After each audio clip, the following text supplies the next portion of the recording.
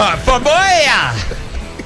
You are, and you have been like a coiled spring all day on the telephone. I've been all-consuming today, matey. All-consuming. Do you know what's interesting is I know now exactly what you would have been like as a teammate in the dressing room. And you probably know what I would have been like in the dressing room as well. Yeah. It's interesting how everyone's different, including, of course, Billy, one more Billy, and Rufus as well, the whole gang in there. It's going to be an interesting show tonight. Emotional stinks. Yes. It's going to be emotional, matey. For you, more so than me. Well, look, I'm an emotional little thing. Yes, you are. Big thing. Yeah. Bald thing, whatever you want to say. Yeah.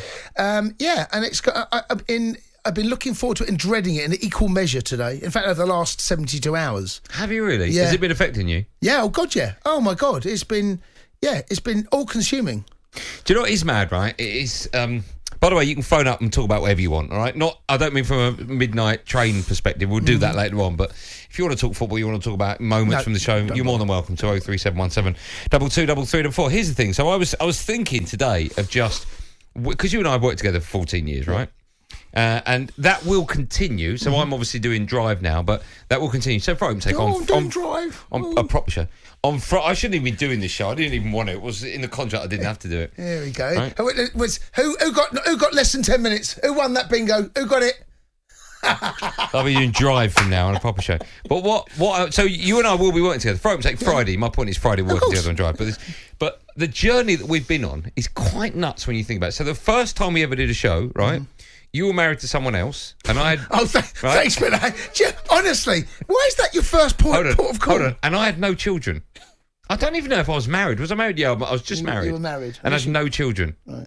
Do you want to do that? Do you want to go back into where personally you were? No, but I'm just saying. I just think it's. I did a show where my first was born. Yes, you phoned us from the hospital. I phoned you live from the hospital when my wife was just about to give birth. Yes. I went, I'm with Jay. Do you want to? She went, no. You tried to put her on the phone. Yeah. Then I tried to get the midwife on there, and she looked at me like, "What? This is real stuff." And the baby come on. Spoke more sense than half of the callers, by the way. Give her a contract. But yeah, the stuff that we've gone through, the COVID madness of the world, that when we work from home, we did all that. It's just been nuts when you're with someone for 14 years. I'm so glad I'm getting a divorce now. I'm going on to a better looking model. So 14 years, there are people listening to this that have been married less than 14 years and got divorced. I don't know what that says. I don't know what that means. I know. Well, people, you and I have hung around together. Sorry, do you want to just come up with your first opening gambit? No. People have... What was it? Okay, if you've been married, okay, it's since the sports bar. If you've met someone, no, don't do that. No. Don't do that. That's not, what is mad that if someone was listening to this at 20, when we started broadcasting, they were only 6. Yes, that's right. That's a bit nuts. What about baby Cundy?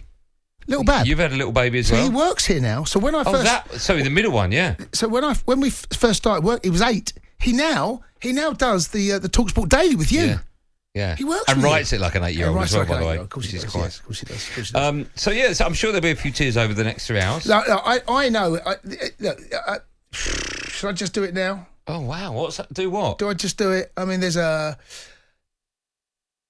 Okay, I'm going to do it. Right. I don't know what's happening. No. Rufus, you know about this? No. This is just so this is me to you now, right? So this is where I'm going to absolutely. Now you're gonna get me now. Okay. Right. So look. Oh, gee, where do I go for this? Okay, I'm going to try and do this. Help me out. So we're going to have a quick break. No, we're not. No. So look. So you and I have been together 14 years. You and I, we didn't know one another at all. Mos D threw us together, right? And he saw something in you and saw something in me that he thought this would work. The sports bar. Mos don't often get things. If Mos is listening, right, you don't often get things right, Mos. Right? He's probably trying to tune in. He's got LBC. That's how badly he gets things right. You got this one right, Mos. So thank you very much. I'm sure he's listening. And you and I have worked together, and it has grown, and I can't think of anyone better. Or no, honestly, you've absolutely guided me and helped me through just being in this studio, and I know we've grown together, right? I know we have, right? I know how the show has grown, how you and I have grown, and what we went through. But you've been there, all encompassing, whether it be a presenter, a mate. I'm going to tell a story now. I've never told it before. I think you probably know what's coming, but I don't. I'll tell you the story. So, you've been there through the best and the worst times of my life, and there was the lowest point in my life ever was when I was going through my divorce. And I turned up at talkSPORT, and I'd spent the afternoon in a pub, which probably not the best idea in the world, bearing in mind you're going to do a radio show in the evening. And I turned up, and I wasn't eating. I was, there was all sorts going on in my world. It was the lowest point in my life. And when I turned up at talkSPORT, I turned up and I literally, when I say I was on my knees, literally and metaphorically, I couldn't walk, right? I was in a bad way. You remember this day? Yeah. And it was... Well, can you narrow it down? It's most days. No, but I couldn't... No, I was in a bad way, right? Yeah, I remember. And you got rid of me out the studio, out the office. You took me away. You took me in a dark room and you put me... You got me coffee and you sobered me up into a situation. I was going to do a radio. Luckily, I got to the studio early enough that you could actually get your hands on me and say, come on, you, sort your life out. And you did. And somehow I did the show that night. I sobered up. It was, but you were there for me at that particular moment. And it was the lowest, without question, without any doubt, it was the lowest point of my life. Tell you now, the lowest point of my life. And you, that day, I won't forget it. That day, you dragged me out of that mess. And I'd done a show that night, and I don't know how. I'd love to hear it now again, by the way. I'd love to hear what that show sounded like. But I was in a, and anyway, so you've been there. You've been there for the best times, the biggest laughs I've ever had in my life have been shared with you. In a box, in a studio where no one else is sitting with us. I have cried, and I've cried. I don't think I've laughed with, in fact, I've not laughed with anyone the way I've laughed with you. I come to work. This is my job, right? This is my job. My job is coming to work with one of my best mates, watching football, laughing, coming on air, taking calls, and laughing even more, and getting paid for it. And it's one of the best jobs in the world. And I would not want to have done it with anyone in the world, anyone other than you.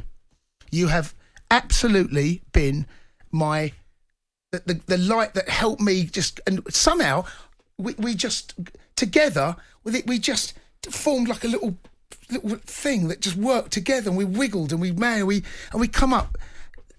Some of the things we've done and got away with. How did we get away with what we got away with? Don't mention them now. Okay, I won't do it now.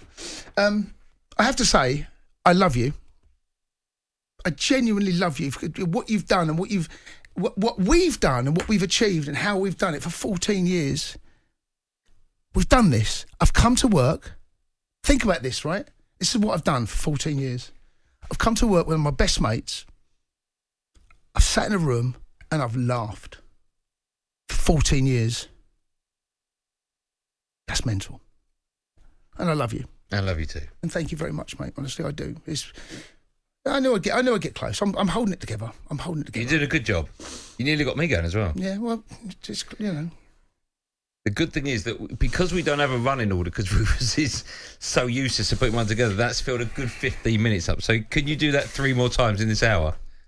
When we come back from the break, yeah, I've got a surprise for you. Oh, you haven't. You filthy pig. Not that kind of stuff. Honestly, why have you always got to do that? Have you got a surprise for me? I do. Yeah. Where is she? Is she gonna? She's okay. I've got you. Is that water? Has that been you? Stinks. I've got you a surprise. Stinks. You don't need to get me a surprise. But I can't wait to find out what it is. So it's too late. I've done it. So yeah. So okay. You all right? Yeah. Let's go for a little break. All right, and then when we come back, we'll take some calls and we'll take a trip down memory lane. And Bobby Gould's going to be joining us as well in this hour. All right. The sad thing is, tomorrow when we wake up, you'll remember that speech. Bobby Gould won't.